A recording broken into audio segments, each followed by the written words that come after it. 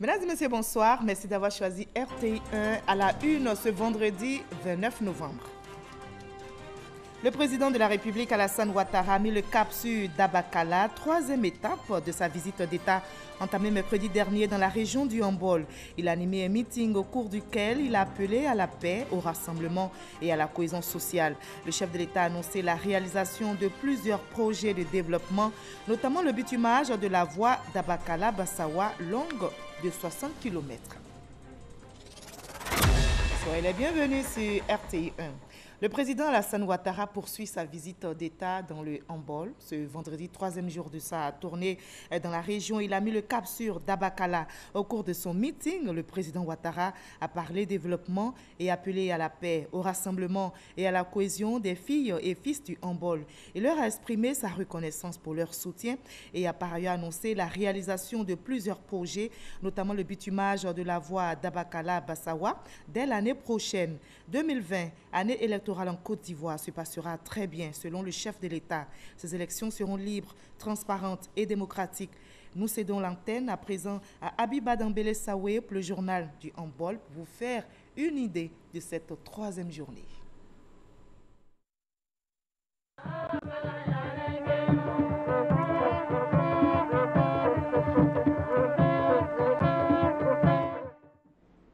Bonsoir Marie-Laure, mesdames et messieurs, bonsoir. Bienvenue dans le journal du Hambol en direct de RTI Boaké.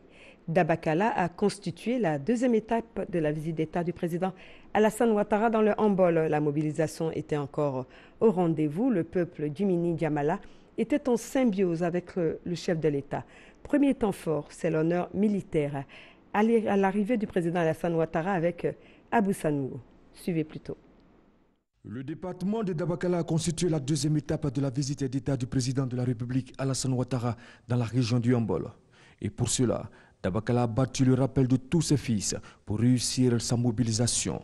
C'est à 10h50 que le président de la République Alassane Ouattara a foulé le sol de Dabakala. Accueilli par le vice-président de la République, Daniel Kablan-Duncan, le premier ministre Amadou Gon Coulibaly et le président de l'Assemblée nationale Amadou Soumaoro, ainsi que des cadres de la région, Alassane Ouattara est allé s'incliner devant le drapeau pour l'exécution de l'hymne national et recevoir ensuite les honneurs militaires.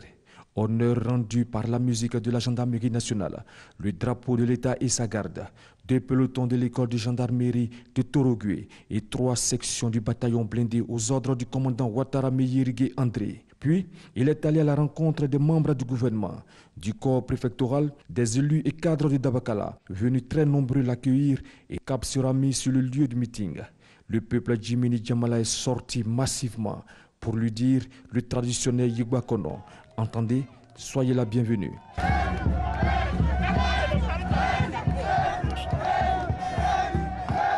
De l'Arc de Triomphe jusqu'au lieu de la cérémonie, ce sont des populations enthousiastes qui ont tenu à l'accompagner. Sur le site, précisément à l'espace commissaire, les danseurs du terroir rivalisaient d'ingéniosité.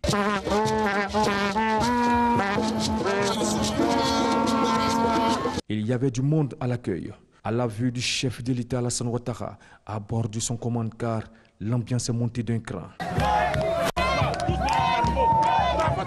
Dabakala s'est véritablement mobilisé pour recevoir le président de la République, Alassane Ouattara. La ville de Dabakala avait donc rendez-vous ce vendredi avec le président Alassane Ouattara en visite d'État dans le Hambol.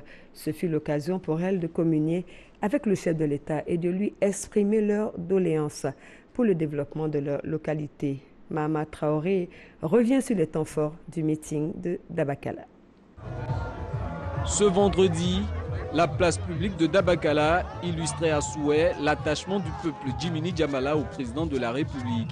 Sous une chaleur frôlant les 40 degrés, des milliers de personnes attendent depuis plusieurs heures l'arrivée du chef de l'État Alassane Ouattara. Et quand arrive le moment tant attendu, la joie des populations est immense. Pour le maire Souleymane Ouattara, cette ferveur est à la hauteur de l'espoir suscité par la venue du président de la République à Dabakala. Convaincus qu'elles sont que très bientôt, grâce à vous, elles renoueront avec leur plein épanouissement dans leur intégral développement.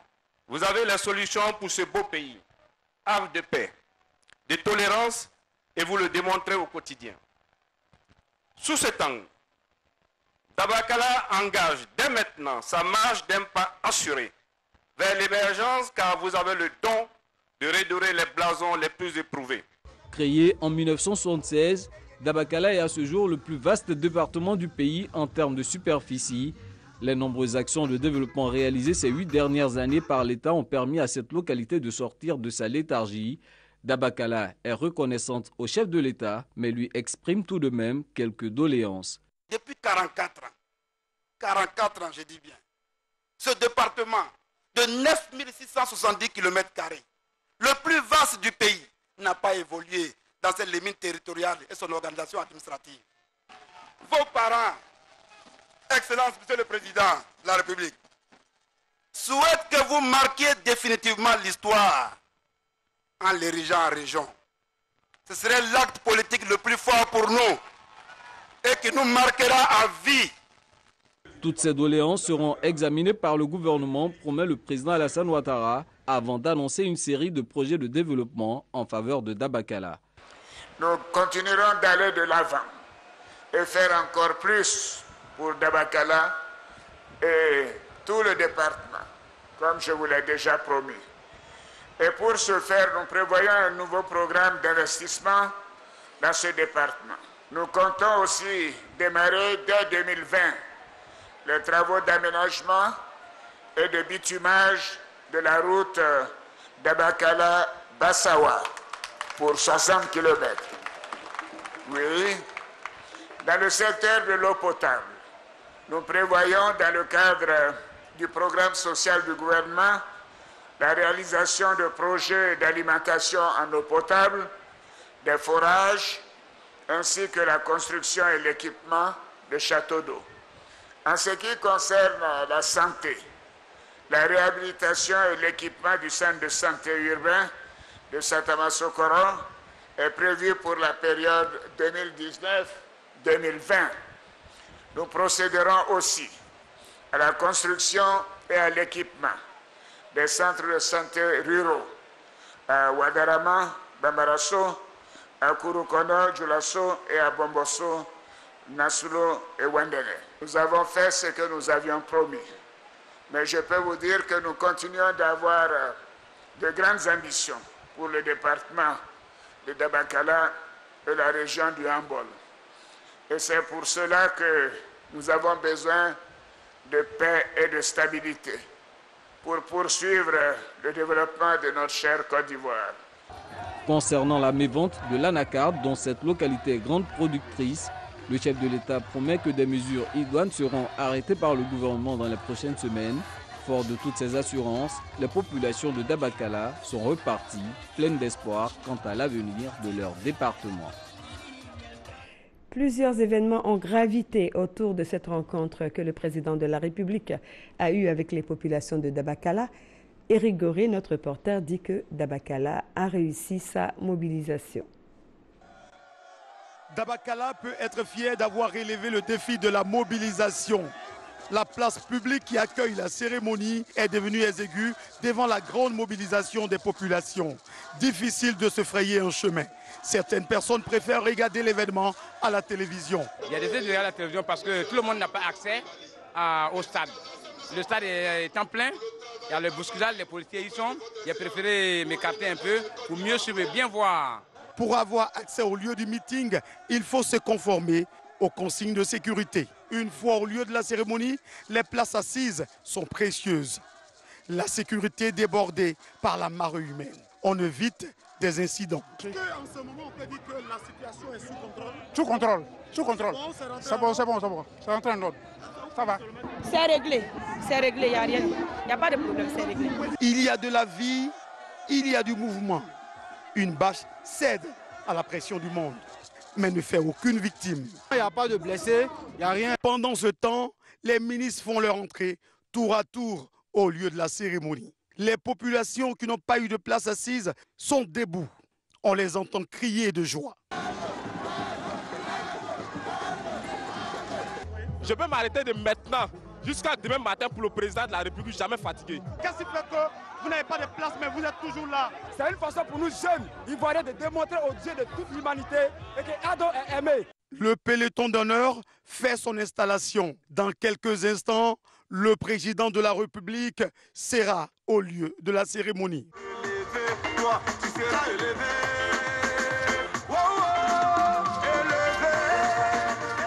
C'est dans cette ambiance qu'on aperçoit le président de la République, Alassane Ouattara, faire son entrée. Ceux qui t'ont enterré vont te jeter à Traoré. La grâce de Dieu sur toi. Toutes les populations sont debout pour accueillir le chef de l'État. Pour l'occasion, des marques sont présents. Leurs accompagnateurs affirment qu'ils sont là pour protéger le président. Il est venu protéger monsieur le président de Côte d'Ivoire. Les affiches sont aussi visibles pour souhaiter la bienvenue au président de la République. Dabakala a donc relevé le défi de la mobilisation. Comme vous venez de le voir, le chef de l'État Alassane Ouattara était en début de journée de ce jeudi à Satama Sokoro, dans le département de Dabakala, où il a procédé au lancement des travaux de bitumage de l'axe Satama Sokoro, Satama Sokora et Bassawa, longue de 68 km. La réalisation de cette infrastructure est depuis de longues années l'un des vœux les plus chers des populations. C'est ce que nous dit Alexis Ouedraogo dans ce reportage. Satama Sokoro danse. Pour cette troisième journée dans le handball, le chef de l'État est allé à la rencontre du peuple Djimini Djamala. Des villes et villages environnants, les populations n'ont pas voulu se faire compter ce jour qui porte une nouvelle attendue, le bitumage au lac Satama Sokoro, Bouaké. Les traversées de Satama Sokoro sera donc en 2 fois 2 voies. Effectivement, il y a un représentant qui est là et l'entreprise des travaux, c'est Egouma. Nos grands-pères, nos pères ont rêvé. Aujourd'hui, nous avons la chance de voir ce rêve se réaliser. Le bitume qui passe de Bouaké jusqu'à Bassawa, vraiment, c'était inimaginable. Nous l'avons tellement souhaité. Aujourd'hui, c'est chose faite. Longue de 68 km, cette route a longtemps été l'angoisse des populations. Les travaux prévus sur 2 ans devraient bien vite faire oublier ces temps d'amertume. On va prier Dieu qui a exaucé nos voeux pour que l'inauguration qui va se faire d'ici 2 ans, la fin des travaux, qu'elle se fasse encore en présence d'Alassane Ouattara. Le peuple Gamala en est fier, on est content de lui. Nous n'avions qu'une seule route bitumée, l'axe Dabakala-Katiola. Aujourd'hui, on nous annonce le bitumage de l'axe Satama Sokoro et Bassawa. Il faut dire que nous l'attendions depuis très longtemps. De Bouaké, on peut se retrouver à Bondoukou, comme le ministre l'a dit tout à l'heure. Donc, c'est une voie internationale, on peut dire. Donc, si aujourd'hui on veut faire le lancement de cette route, le bitumage de cette route, vraiment, c'est une fierté pour la population. Quand Alassane Ouattara quitte Satama Sokoro, il laisse derrière lui une population ivre de joie. Après le meeting de Dabakala, le président Alassane Ouattara a marqué une escale à Tembe, village situé à environ 16 km de Katiola, pour saluer les populations de cette localité. Alassane Ouattara est le deuxième chef d'État à fouler le sol de Tembe après le président Félix Houphouët-Boigny en 1975. Les habitants de Timbe, village situé à environ 16 km de Katiola, peuvent chanter et danser. C'est que le président de la République, Alassane Ouattara, dans le cadre de la visite d'État qu'il effectue dans la région du Hambol, a marqué un arrêt dans leur village. Les populations de Timbe ont tenu à lui exprimer toute leur reconnaissance pour ses actions de développement dans leur localité. Aujourd'hui, tous les villages de Timbe sont électrifiés. J'ai commencé au village. J'ai commencé pendant 5 ans, j'étais dans le noir. Mais grâce à son arrivée, le courant m'a maintenu dans ma localité. Et je suis là-bas, j'exerce ma fonction. C'était très difficile d'arriver ici à Timbe, mais aujourd'hui, on n'a rien de temps. Voilà, on se déplace et c'est facile. Donc, un grand merci au président de la République. Le président de la République, à travers le ministre Ali Koulibaly, fils de la région, a remercié les habitants de Timbe pour l'accueil chaleureux qu'ils lui ont réservé.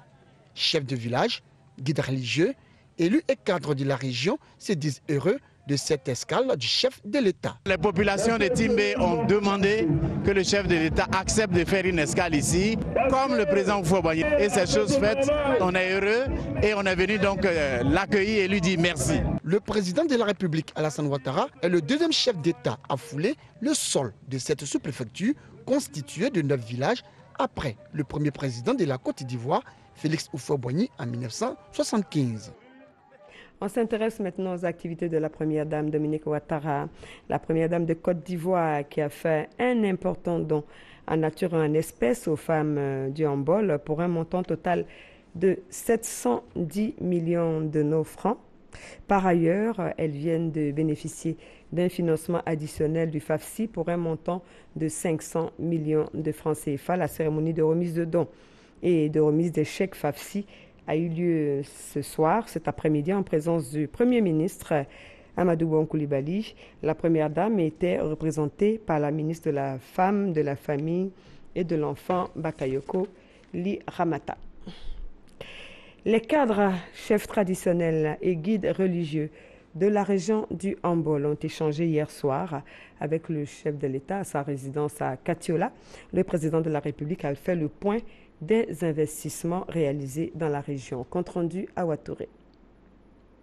22 millions de francs en vivres et non-vivres, plus 3 millions de francs en espèces, soit 25 millions de francs de dons offerts par la première dame de Côte d'Ivoire, Dominique Ouattara, aux écoles maternelles et aux structures sociales chargées de la petite enfance des 3 départements de la région du Hambol, à savoir Katiola, Niakara et Dabakala. La remise des dons, sous la supervision du cabinet de la première dame, s'est déroulée au centre social de Katiola. La première dame était représentée en la circonstance par la ministre de la Famille, de la Femme et l'Enfant, Li Ramata Bakayoko. Elle était accompagnée de la secrétaire d'État chargée de l'autonomisation des femmes, Miss Dobo. Les nombreux dons offerts par la première dame ont été présentés devant l'autorité préfectorale, les responsables des structures d'encadrement des tout-petits, les populations et les enfants eux-mêmes, principaux bénéficiaires de tous ces dons. Merci maman Dominique pour ta générosité.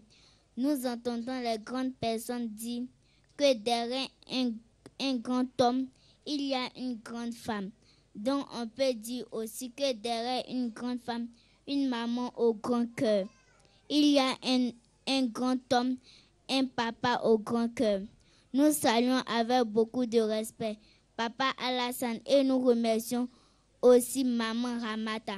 La ministre Li Ramata Bakayoko a pour sa part expliqué le choix opéré par la première dame en faveur des tout-petits.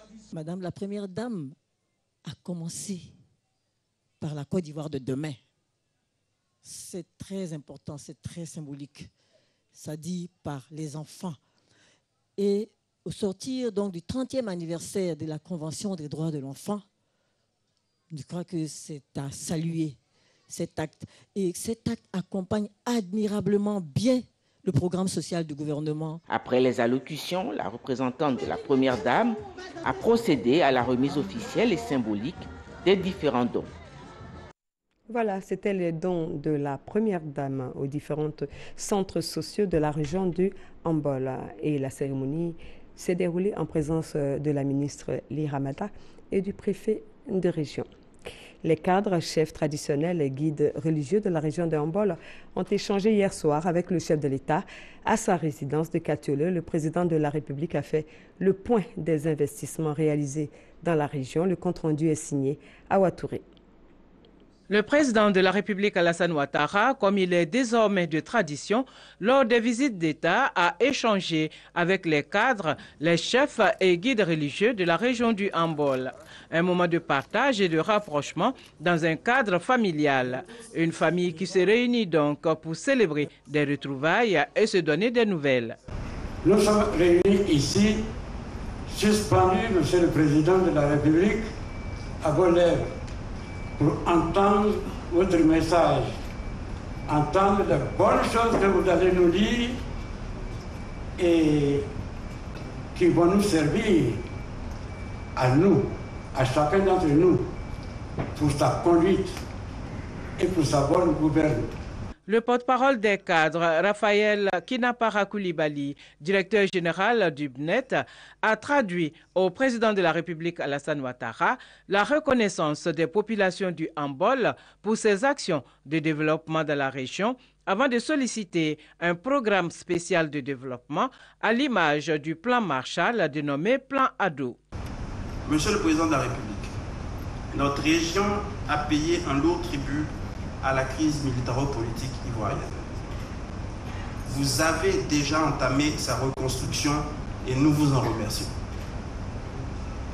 Pour poursuivre ces efforts, le livre blanc de la région du Hambol, auquel beaucoup d'élus et de cadres ici présents ont contribué, propose un véritable plan Marshall pour notre région. Ainsi, pour ne citer que quelques éléments donc, de ce livre blanc, Monsieur le Président de la République, au plan de l'accès à l'eau, nous soumettons à votre broker la réalisation d'unités de traitement d'eau de surface pour alimenter les principales villes et sous-préfectures de la région. La construction de nouveaux forages, Monsieur le Président de la République, tel que celui que vous avez inauguré à Fronan, par exemple, s'avère urgente pour améliorer la desserte de beaucoup d'autres villages. Au plan des infrastructures routières, nos villages ont besoin de voies carrossables en toute saison pour l'évacuation des produits agricoles et l'accès plus facilité aux différents centres de santé. Nous sollicitons également le bitumage des axes régionaux suivants: Dabakala, Bassawa, Prikro, 114 km, Niakara, Fumolo, 83 km, Fumolo, Niemene, Boniéré, 38 km, Katiola, Lugonu, Marabadiassa, 45 km.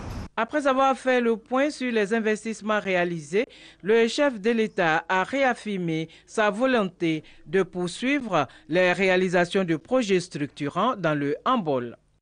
La Côte d'Ivoire est en bonne marche, mais cette marche ne pourra être soutenue et durable que si tous les enfants de Côte d'Ivoire se donnent la main, se font confiance et travaillent à l'avenir pour nos enfants et nos petits-enfants. De grands progrès ont été réalisés dans le domaine de la santé, de l'éducation, des routes. Mais malgré ces progrès, les besoins demeurent et seront pris en compte ou sont pris en compte dans le programme social du gouvernement. Et les préoccupations concernant la lacarde me sont bien connues. Et d'ailleurs, sachant que l'anacarde et le coton se cultivent ensemble, nous avons maintenu le coton à un niveau très élevé et cela nous a coûté une subvention, je crois, de 21 milliards pour que les paysans aient une certaine compensation par rapport donc à la baisse des prix de l'anacarde. Mais nous avons vite décidé qu'en réalité, nous ne pouvions pas être tout simplement soumis aux fluctuations des prix internationaux.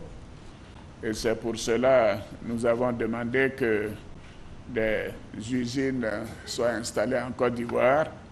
Le président Alassane Ouattara, qui s'est félicité de l'esprit républicain de cette rencontre, a donné l'assurance que les élections de 2020 seront ouvertes et transparentes. La Côte d'Ivoire est en sécurité. Elle n'est pas seulement en paix, mais les Ivoiriens doivent se sentir en sécurité et arrêter de se faire peur par rapport aux élections de 2020. Je peux vous dire que ces élections se passeront bien.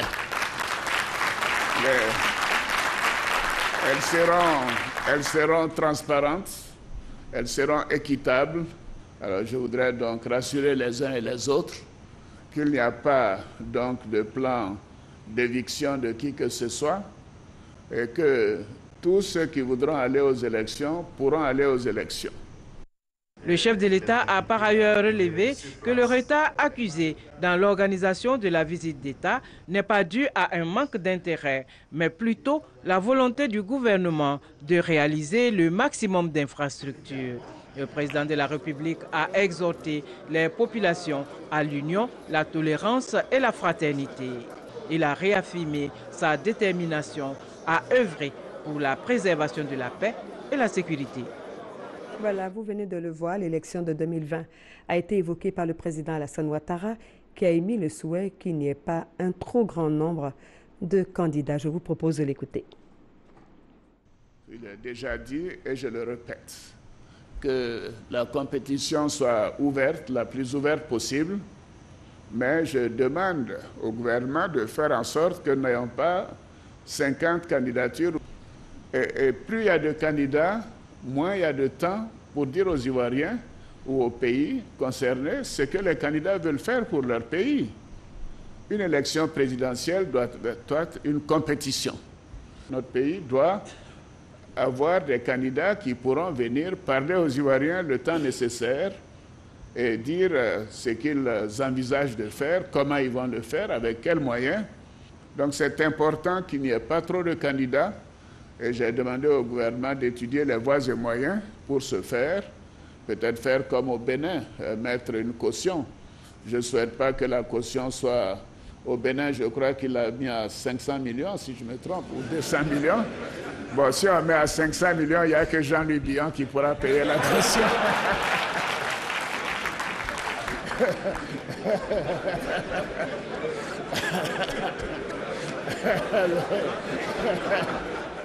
Il faudrait mettre la caution au minimum à 100 millions. À 100 millions, parce que si on veut être président de la République, on doit pouvoir sortir au moins 100 millions pour sa campagne, n'est-ce pas, mesdames, messieurs? Voilà, nous vous proposons maintenant les réactions des cadres de la région de Ambol. Nous sommes très satisfaits d'avoir pu rencontrer le chef de l'État, d'abord de lui avoir présenté nos doléances et ensuite de l'avoir écouté. C'est cela, les relations au niveau d'une nation.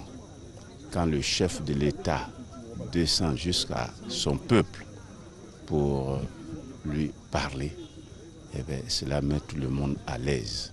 Et vous avez pu voir, tout le monde était heureux dans la salle, tout le monde était content. Vous avez vu les applaudissements.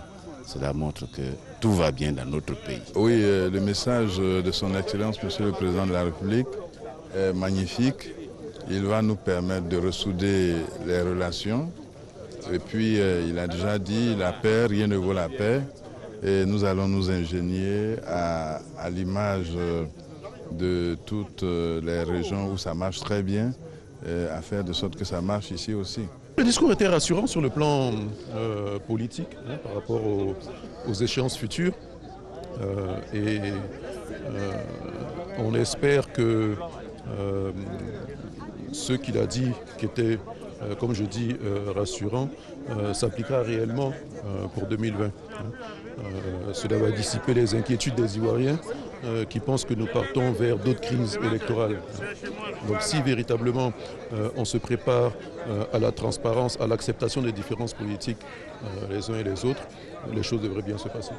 Nous avons pu lui proposer notre vision. Il nous a dit ce qu'il en pensait et qu'est-ce que l'État pouvait faire pour la région du Ambol en ce moment. Je pense que c'était une très belle rencontre et chacun d'entre nous en repart heureux comme heureux. On était couchés, il nous a permis d'être assis, mais on est encore plus bas que debout. Mais il veut nous aider à être debout maintenant. Et nous nous faisons confiance pour tout ce qui a été prévu dans le livre blanc. Il nous a fait quand même des promesses et comme nous savons que ce qu'il dit, il le réalise. Et l'expérience de 2011 jusqu'à aujourd'hui nous confirme que ce qui est dedans va être fait. Quoique il y a des actions de développement qui ont été déjà entreprises depuis lors, comme cela a été présenté dans le bilan. Mais néanmoins, c'est bien toujours de se revoir en famille, de parler. Et forcément, ça fait du baume au cœur. Ça permet donc d'avoir un nouvel élan pour faire encore davantage. Le président nous a rassurés. Le président a dit qu'en Côte d'Ivoire, les élections se passeront bien. Et plus, il a dit que tout le monde peut être candidat. Cependant, il faut sortir des cafouillages, il faut que les choses se passent bien. Les propos du président de la République nous ont réconfortés, nous ont rassurés selon l'horizon 2020, les élections apaisées, transparentes et éclairées. Et il nous a garanti beaucoup de choses. En tant que des enfants de la région, nous lui disons merci. Merci pour tout ce qu'il est en train de faire. Merci pour tout ce qu'il est en train de faire pour la Côte d'Ivoire. Il a rehaussé l'image de la Côte d'Ivoire. Il a reconnu que la région du Ambol a été quelque peu délaissés. Et grâce à lui, depuis 2011, quand on prend le taux de l'électrification, nous sommes à plus de 80%, alors qu'avant 2011, nous étions à 11 ou 13%. Et il a promis faire beaucoup pour notre région et nous en sommes vraiment contents.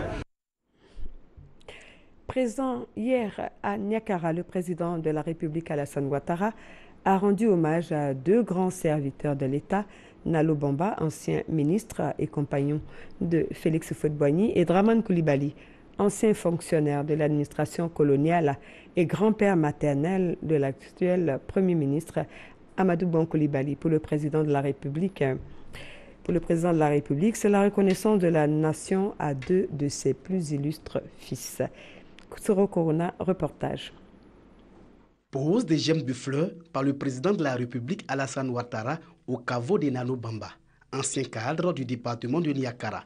Ex-compagnon de Félix Houphouët-Boigny, premier président de la Côte d'Ivoire, Nalo Bamba a été ministre pendant 20 ans dans les différents gouvernements de la Première République. Par cet acte symbolique, le chef de l'État traduit ainsi la reconnaissance de la nation à ses serviteurs de l'État, une marque de gratitude saluée par la famille de cet ancien ministre. C'est un immense honneur que le président vienne rendre hommage à un grand commis de l'État, parce que mon grand-père a été un proche collaborateur du président Houphouët. Il a été chef de cabinet, directeur de cabinet adjoint à la présidence.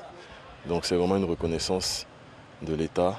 Après Niakara, qu'a permis sur la grande mosquée de Tafiré où repose un autre serviteur de l'État, Dramane Coulibaly. Le président de la République Alassane Ouattara est venu se recueillir sur la tombe de l'un des premiers cadres de l'administration coloniale. Le Premier ministre, qui est mon aîné, est très honoré de ce que sa hiérarchie vienne reconnaître sa filiation ici, lui rendre hommage sur cette terre aussi de Tafiré, et toute la famille son honneur également.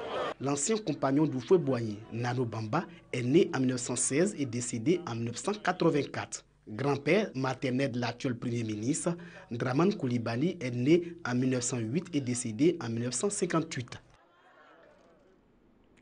Ouattara Thomas Dakin, le général, a marqué de son empreinte la ville de Katiola, un grand homme de par sa stature et par les valeurs de droiture, de bravoure, de loyauté et de fidélité qu'il incarnait. Il a été le chef d'état-major du président Félix Houphouët-Boigny et maire de Katiola. Et Jeanne Toubé. Lieu du département, Katiola obtient le statut de commune en 1980. Ouattara Thomas Dakin, général des armées à la retraite, est nommé maire. Des témoins le présentent comme un homme d'engagement, très respecté et craint à Katiola, jouissant même d'une grande réputation au plan local et national. Dans tous les milieux, dans la cité du Hambol, on raconte à l'envi que sa vision de la gestion de la commune était de faire de Katiola une ville moderne et prospère. Il voulait travailler bien même. C'est lui-même qui a fait la mairie et puis l'hôpital central. C'est lui. C'est lui qui a construit tout. Le général Ouattara Thomas Dakin, sa vision pour Katiola était noble. Il a posé les bases du Katiola moderne en termes d'infrastructure, en termes d'assainissement de la commune, en termes de qualité de vie. Tout cela a contribué au rayonnement de la commune de Katiola où il faisait bon vivre et il continue de faire toujours bon vivre. Pour ceux qui ont connu l'homme, Ouattara Thomas Dakin nourrissait de grands projets pour Katiola bien avant son accession au poste de premier magistrat de la ville. À son départ à la retraite en qualité d'ex-chef d'état-major des armées en 1975, il s'est consacré à deux devoirs. Le premier, rassembler les filles, fils des cadres de la localité dans un creuset d'union au nom de son amour pour Katiola. Le second, agir avec conviction pour l'illustration de sa ville à laquelle il a toujours démontré son attachement, non sans quelque grogne des populations. Il voulait la réussite de Katiola. Qu'on parle de Katiola comme Yamoussoukro, comme Abidjan, pas voir des jeunes chômés. Il créait des petits travaux pour les jeunes. Il dit bon, il faut que Katiola soit bien parti. Et il a lutté car ils ont fait ce cycle. Les jeunes étaient contents. En tout cas, il a fait beaucoup pour la jeunesse. Il voulait que Katiola soit en haut. Oui. Il a même fait monter l'équipe de Katiola, première division. Oui, à Desca. Et Katiola était bien. On était bien en tout cas. sa gestion au niveau de la commune, il alliait à la fois rigueur militaire, donc discipline, et à la fois des qualités de manager. Les populations avaient l'impression de se sentir sous une certaine pression, mais c'était dû à son sens de la rigueur, de la discipline militaire. Et cela nous a permis de glaner des lauriers. Katoula était la ville la plus propre. Katoula a gagné en termes d'infrastructure, Katoula a gagné en termes de qualité de vie. En 1979, les populations de Katoula vont véritablement mesurer la noblesse des actions du général Thomas Daquin, menées dans la perspective du développement de Katoula et du progrès de ses populations, surtout son don de soi. Cette année-là, Katoula abrite les festivités de l'an 19 de l'indépendance de la Côte d'Ivoire. La ville obtient de nombreux acquis, lesquels la placent au rang de ville moderne et d'avenir. Et avec l'érection de Katoula en commune, une année plus tard, le maire Thomas Daquin disposait d'un cadre propice pour donner à sa vision toutes les déclinaisons. Ironie du sort, avec sa mort en 1990, plus rien n'ira pour Katoula. Plus de 25 ans de léthargie. Comme le sphinx qui renaît de ses cendres, la ville retrouve aujourd'hui de sa superbe et connaît une transformation en profondeur. Le général Thomas Daquin était un grand homme. Et je le disais, Thomas Daquin pour Katoula, c'est Kéoufo-Boigny pour la Côte d'Ivoire. Les moyens des collectivités locales sont très limités et ce n'est que vraiment avec les moyens de l'État que la ville de Katoula peut être relancée en termes de développement. Quand vous arrivez à Katoula, vous entendez dire, je cite, « Daquin est mort, mais il nous a envoyé Thomas ». C'est dire combien les populations ont vite fait de voir dans les actions de la nouvelle équipe municipale la traduction de la vision du général Thomas Daquin. L'ombre de ce général très charismatique, le premier maire de Katoula, plane toujours sur la ville. Ce bel hommage à Ouattara Thomas Daquin était signé de Jeune Atoubé. Katoula sera la troisième et dernière étape de la visite d'État du président Alassane Ouattara dans le handball. À travers cette carte postale, Kader Sogodogo nous invite à découvrir ce terroir Tagbana. Le département de Katoula fait partie de la région du handball. Il est situé au centre-nord de la Côte d'Ivoire et est traversé du sud au nord par la nationale A3. Il est le fief du peuple Tagbana. Sa superficie est de 2730 km² pour une population qui a dépassé les 100 000 habitants. 3 sous-préfectures, Fonan, Timbé et Katoula. Comme partout en Côte d'Ivoire, Katoula accorde une place à la tradition. Ces garants nous donnent un pan de son histoire. Au départ, le village était petit. Un petit village en Tagbana s'est dit Kachurolo. Et ceux du nord qui passaient par là, parce que c'était essentiellement des commerçants que nous avons appelés les Djoula. Quand il dit au cours de son voyage à quelqu'un, ah, d'où viens-tu? Il ne peut pas dire Kachurolo. Il dit, je viens de Katoula. C'est comme ça que le village s'est appelé, à partir de Kachurolo, ça s'est appelé Katoula. Katoula a donné de nombreux cadres à la Côte d'Ivoire. On peut citer feu le général Ouattara Thomas Daquin, feu le ministre de la Sécurité Marcel Dibona. Le général Ouassenan Kone fait aujourd'hui office de doyen des cadres. Le colonel Touré Hervé Pélican, dit Vécho, est aussi enfant du terroir. En sport, on ne peut pas parler de Katoula sans penser aux ex-internationaux des éléphants footballeurs, Kolo et Yaya Touré. Katoula, c'est aussi une pensée spéciale pour Feu David Thio, boxeur, qui a porté haut le drapeau ivoirien, décédé sur le ring. Côté gastronomie, une spécialité bien connue en Côte d'Ivoire est issue de Katoula, le kabato à la sauce choron. Accompagnez ce repas d'une calebasse de chapalo, une boisson locale, et vous aurez gagné votre journée. Merci Kader Sogodogo. Demain samedi 30 novembre 2019, la grande finale à l'étape de Katoula.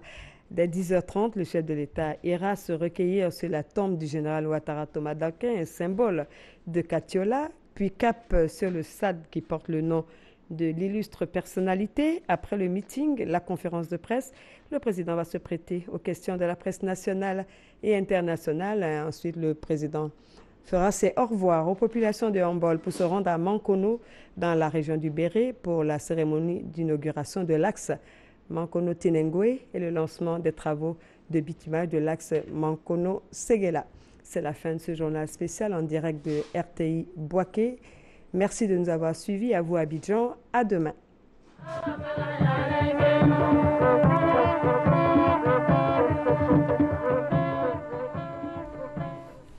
Voilà, c'était le journal du handball présenté par Abiba Dambélé Saoué que vous retrouverez encore demain avec toutes nos équipes de reportage pour vous faire suivre la 4e journée de la visite d'État du président de la République dans le handball. Le chef de l'État clôturera donc son séjour dans la région par un grand meeting à Katiola. 2020, année électorale en Côte d'Ivoire, se passera très bien. Le chef de l'État, lors de son discours ce matin à Dabakala, a donné l'assurance que ces élections seront transparentes et démocratiques. La CEI s'active donc pour la bonne organisation de ces élections. Le président de la commission électorale indépendante a eu plusieurs séances de travail avec des ambassadeurs européens accrédités en Côte d'Ivoire. Koulibaly QBR veut rassurer les partenaires internationaux. Michel Digré. Les ambassadeurs de la Suisse, d'Espagne et de la Belgique reçus en audience par le président de la commission électorale indépendante. Au cœur des échanges, les élections qui auront lieu en 2020 en Côte d'Ivoire. Ce que j'ai donc fait, c'est donc me présenter et m'imprégner des mesures, des démarches qu'entend prendre la commission électorale indépendante d'ici le mois d'octobre prochain pour bien préparer ces élections. Il y a eu d'autres élections organisées par la CEI par le passé qui se sont aussi bien déroulées, certaines. Donc il y a une expertise, on ne part pas de zéro. Donc oui, je suis confiante que ça aille bien et les choses sont préparées sérieusement. Le souhait de la Belgique, de l'Union européenne, c'est que le processus électoral se passe bien, de la manière la plus libre possible, la plus transparente possible et la plus ouverte possible. Ibrahim Koulibaly Kuibiat a eu une dernière séance de travail avec l'ambassadeur d'Allemagne, Michael Gros, a affirmé que son pays est prêt à aider la Côte d'Ivoire pour la réussite des différents scrutins, et ce, grâce à des appuis techniques et financiers. Les politiques sont invités à travailler un climat électoral apaisé. Au niveau du RHDP, les cadres multiplient les messages de paix pour 2020 et l'un de ces cadres, Emmanuel Essis Esmel, a pris l'engagement lors de son investiture en tant que coordonnateur RHDP de la région des Grands Ponts de promouvoir les idéaux de son parti et de gagner plus de militants pour 2020. Son investiture a été présidée par la ministre Raymond Goudou Kofi. Herman Guivier pour le reportage. Emmanuel Essis Esmaël, investi coordonnateur RHDP pour la région des Grands Ponts, par Raymond Goudou Kofi, chef de la délégation du parti pour cette investiture. Avec lui, les membres de son bureau, les populations des Grands Ponts venues de Jacquesville et partout ailleurs n'ont pas voulu se faire raconter l'événement. Emmanuel Essis Esmaël, nouveau coordonnateur RHDP des Grands Ponts, a appelé tous les fils de la région à faire bloc autour de la vision que prône le RHDP. Votre grande mobilisation aujourd'hui montre que le RHDP est très vivant dans les Grands Ponts. Notre grande région qui a connu un peu de léthargie est la conséquence de nos divisions. Il est temps que nous nous ressaisissions pour saisir la main tendue du président Alassane Ouattara, qui a de grands projets et de grandes ambitions pour notre région. Je suis confiant que dans l'union, la discipline, le respect des uns des autres, dans l'humilité, nous arriverons à faire de la région de Grands Ponts un bastion incontesté du RHDP. Raymond Goudou Kofi, chef de la délégation du parti, appelle les Grands Ponts à s'engager sans limite pour la victoire du RHDP.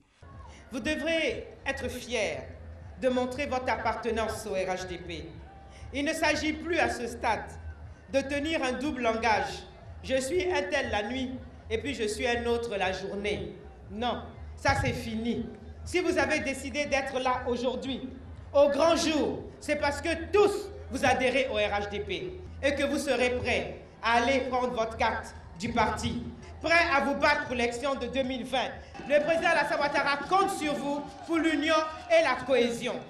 La région des Grands Ponts prend ainsi l'engagement de rassembler ses fils et filles autour de la vision du RHDP pour la victoire du parti en 2020. L'opposition ivoirienne est aussi appelée à promouvoir la paix des partis politiques membres de la CDRP, plateforme non idéologique dénommée Coalition pour la démocratie, la réconciliation et la paix ont signé un manifeste. C'est un document qui matérialise leur coalition et surtout leur action sur la scène politique ivoirienne. On retrouve Herman Guivi. Ils sont 17 partis politiques rassemblés au sein d'une plateforme, la CDRP, la Coalition pour la démocratie, la réconciliation et la paix. Parmi eux, des visages connus, d'autres moins connus. Chef de file de cette plateforme, le PDCI-RDA, avec en tête Henri Konan Bédié, son président. Une réunion de cette coalition à la maison du PDCI-RDA pour marquer la signature du manifeste de cette coalition. Une signature qui marque ainsi le lancement des activités de cette plateforme. Les présidents des partis adhérents signeront le manifeste. Dans le viseur de la CDRP, la présidentielle de 2020. Les Ivoiriens aiment la paix et désirent ardemment retrouver tous les ressorts sociaux indispensables à une vie harmonieuse et paisible. Notre coalition s'engage à satisfaire ce noble idéal. Nous sommes parvenus à constituer la présente plateforme, notre coalition politique. La CDRP est bien là, comme vous le constatez vous-même. Une signature de manifeste sanctionnée par un communiqué final. Comme lancement de ces activités, la CDRP envisage d'organiser un meeting à Yopougon, place Figues-Gaillot, le 14 décembre prochain. Abidjan, la capitale économique ivoirienne, abrite en ce moment un grand événement. C'est le Salon international de l'agriculture et des ressources animales. Cette journée de vendredi consacrée aux producteurs végétaux a retenu l'attention avec ce thème. Comment financer les petits producteurs? À 72 heures donc de la clôture du Sahara 2019, les participants cherchent des pistes innovantes de financement. Quelle stratégie, mais surtout comment aider au financement des petits producteurs? Élément de réponse avec Noël Niagno. Après la journée de la production animale, place à celle de la production végétale avec une thématique, le financement des petits producteurs. Au nombre des participants à ce débat, des partenaires techniques et financiers tels la Banque mondiale. Il s'agissait de trouver des pistes de solutions innovantes en matière de financement du monde agricole. Ce contrat consiste tout simplement à mettre en relation un ensemble de producteurs et un opérateur technique. L'opérateur technique est prêt à acheter la production de l'ensemble des paysans qui sont en relation avec lui. En attendant de passer à la phase de mise en œuvre, la tutelle est allée à la rencontre du monde des producteurs, des transformateurs en puissance. Aujourd'hui, nous avons dépassé le stade de la petite transformation. Nous essayons d'aller vers l'industrialisation. Communier avec ce monde 2 heures durant, en passant dans chaque stand, dans un accoutrement de circonstances comme pour dire « je fais corps avec vous ». Adjumani Kouassi, ministre de l'Agriculture et du Développement rural, a consacré cette demi-heure à écouter, échanger avec cette race de producteurs, transformateurs exposant, avec à la clé une vision. En mettant à la disposition des producteurs des moyens modernes, à savoir les tracteurs, qui vont leur permettre de travailler sur de grands espaces, en leur permettant aussi de pouvoir aller à la transformation et de trouver un circuit de commercialisation. Je crois que tout cela participe de cette volonté pour permettre d'installer les uns les autres. Le secteur de l'agriculture, c'est 20% du produit intérieur brut et emploie les 2 tiers des actifs. En major du Sahara 2019, la Côte d'Ivoire prépare sa participation à la COP 25, la 25e conférence des partis sur le climat qui se tiendra du 2 au 13 décembre prochain à Madrid, en Espagne. Ce vendredi, le comité permanent d'organisation s'est réuni pour exprimer les attentes de notre pays. Il s'agit entre autres du renforcement d'expériences de la coopération Sud-Sud et Nord-Sud dans l'action climatique. Le reportage de Grace Kando dans nos prochains journaux. Et je rappelle pour l'actualité au niveau national que le président de la République, Alassane Ouattara, a mis le cap sur Dabakala, troisième étape de sa visite d'État entamée mercredi dernier dans la région du Hambol. Il a animé un meeting au cours duquel il a appelé à la paix, au rassemblement et à la cohésion sociale. Le chef de l'État a annoncé la réalisation de plusieurs projets de développement, notamment le bitumage de la voie Dabakala-Bassawa, longue de plus de 60 km. Le président Ouattara clôturera son séjour dans la région du Hambol par un grand meeting demain samedi à Katiola. Fin de ce 20h. Merci de nous avoir suivis. À 23h, retrouvez Marine Konia. Moi, je vous donne rendez-vous demain avec plaisir à 20h. Très belle soirée sur RTI.